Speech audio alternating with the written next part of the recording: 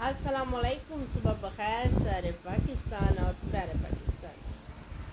रोज़ हम संजीदा संजीदा बातें करते हैं तो कभी कभी दिल करता है इंसान का कि वो जो है ना हल्की फुल्की लाइट सी बात करे, कभी हंस भी ले, कभी मुस्करा भी लगे हैं। आज मैं ना आपको एक बात बताना शेयर करना चाह रही हूँ अपने मतलब। हमारे घर में ना एक फ़र्द कोई था, चलो मैं तारुफ नहीं करवाना चाह रही, जिसको उर्दू नहीं पढ़नी आती थी। ठीक है। और मैं उस टाइम जो है ना थर्ड क्लास में, तीसरी क्लास में पढ़ती थी।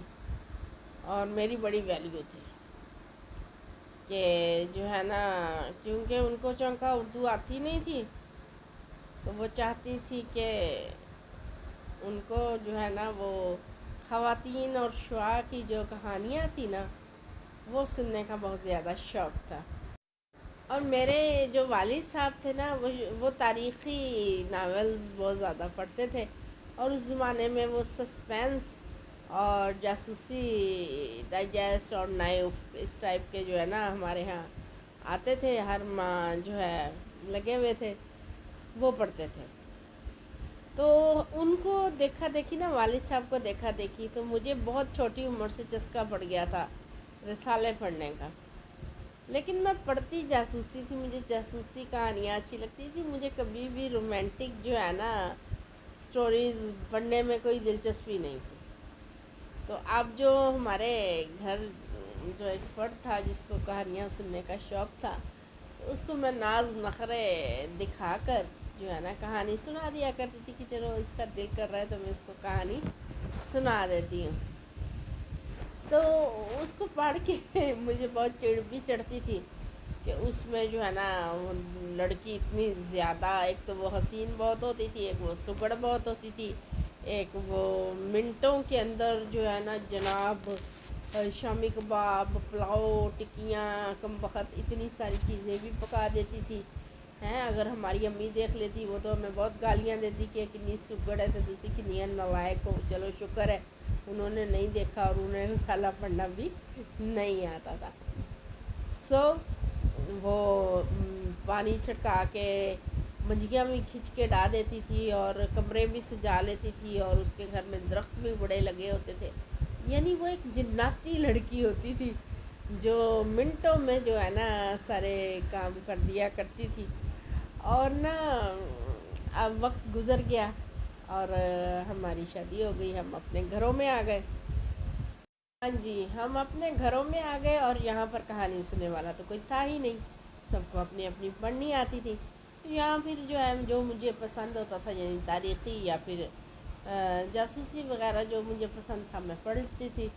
फिर वक्त के साथ मेरी आइज़ का कुछ मसला बना और उसकी वजह से जो है ना डाइजेस्टिव मैंने पढ़ने छोड़ दिए, क्योंकि बारीकी के होते हैं। लेकिन कल मैं एक तहरीर पढ़ी फेसबुक पर, मुझे बड़ी हंसी आई और जो है ना उससे मेरी यादें भी पिछली ताज़ा हो गई। और उसने वही यानी एक जन्नती लड़की का रोल जो उस रोमांटिक डाइजेस्ट में दिखाया जाता था ना, उसको दिखाने की कोशिश की उस फ़नी तहरीर में। तो मैंने कहा मैं आपके साथ भी शेयर करती हूँ और इसके साथ ज़रा मैं भी हंस लेती हूँ, है ना भाई। और उसने मजाकन लिखा है कि ज़रा इस नावल का नाम तो बताइए। हाँ जी। अब ये लड़की कह रही है, जानते हो साइम, इस शख्स को मुझसे मोहब्बत नहीं थी। जानते हो साइम, इस शख्स को मुझसे मोहब्बत नहीं थी।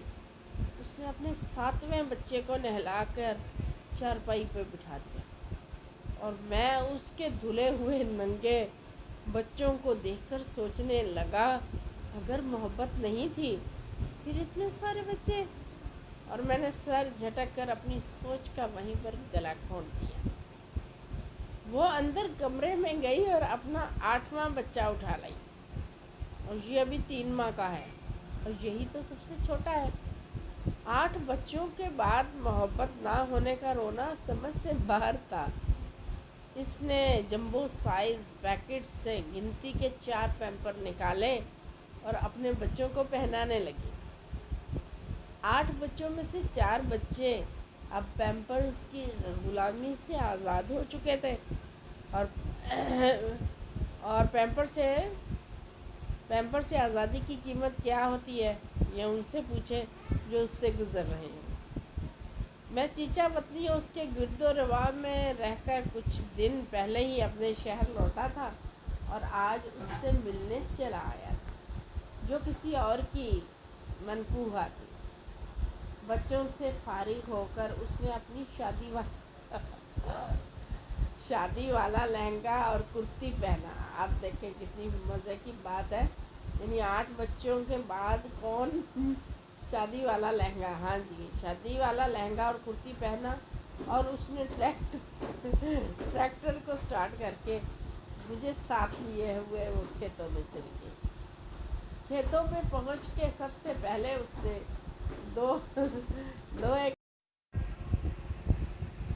ایکڑ گندم کٹائی کرنے کے بعد مشین لگا کے اس نے ساری گندم بھڑولنے میں ڈالی اور جانوروں کا چارہ کاٹنے کے لیے نکل کھڑی ہوئی، اور اس سارے وقت میں اس کے لہنگے کے اوپر ایک بھی شکر نہیں آئی تھی، کیونکہ اس کی ماں نے اس کو کہہ رکھا تھا کہ ماں میری نے گت میری پٹ چھٹنی جے لاچے نو پہ گئے لٹ، وہ کیا کہتے ہیں وٹ سجنا